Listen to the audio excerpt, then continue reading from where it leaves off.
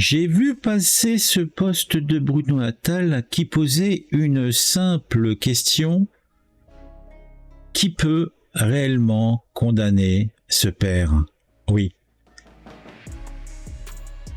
Ça se passe en Belgique et le bonhomme a eu sa femme et sa fille renversées par un chauffard et il a réussi à prendre une photo du véhicule et de retrouver le responsable. La justice n'a pas incarcéré l'individu. Il va s'en tirer les mains dans les poches, il faut croire. Donc, il décide que la justice de la société n'a pas répondu à ses attentes justement de justice. Donc, ce Belge de 34 ans, originaire de Pittem en Belgique, a décidé que non, rester calme comme on lui conseillait, ça ne suffisait pas.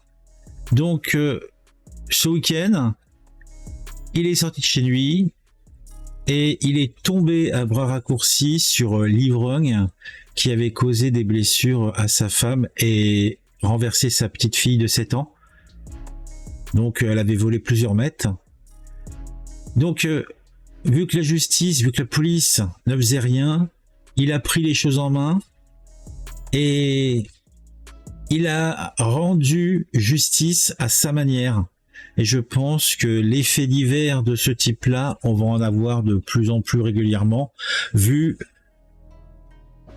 le manque, je dirais pas de compétences, mais le manque d'efficacité de nos justices.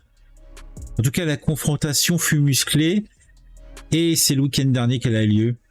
Le père, ce qui est normal, était déterminé à infliger une raclée au chauffard. Alors, pour faire bon poids, il lui a fracassé sa mâchoire et explosé les pommettes. Bon, cette fois-ci, il a réussi son coup, mais c'était pas la première fois qu'il essayait de se venger. Il y a quelques jours, il avait divulgué la photo et l'identité du chauffard sur Facebook pour lui faire payer. Mais ce n'était pas suffisant, et je le comprends. Alors pourquoi il s'est mis à faire ça, ce monsieur, ce père de famille? Il y a un drame qui s'est passé, et donc celui-ci a déclenché sa fureur. Ça s'est passé il y a 15-20 jours, c'était le 15 août dernier. Alors que lui et sa famille marchaient paisiblement le long de la route,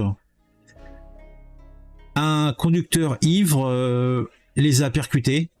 Sa femme a eu le bras cassé et sa fille a été projetée à plusieurs mètres, avec pour conséquence une commotion cérébrale et de multiples blessures.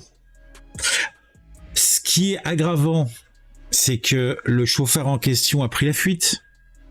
Donc autant dire que le père était fou de rage. Il avait pu photographier heureusement la plaque d'immatriculation avant que le fuyard disparaisse.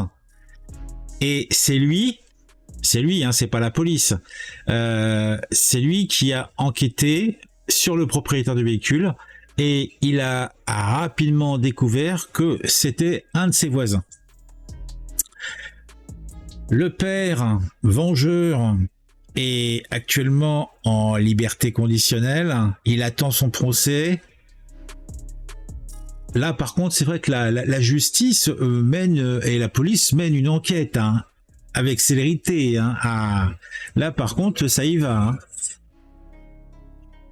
Alors, on a une déclaration des autorités qui implore de laisser la justice à la justice et laisser autant à la police de faire son travail. Oui, non mais bon, on a trop entendu ça.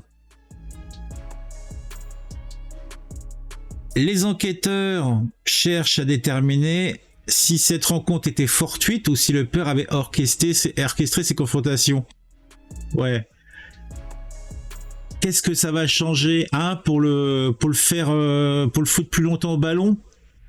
Ignominie.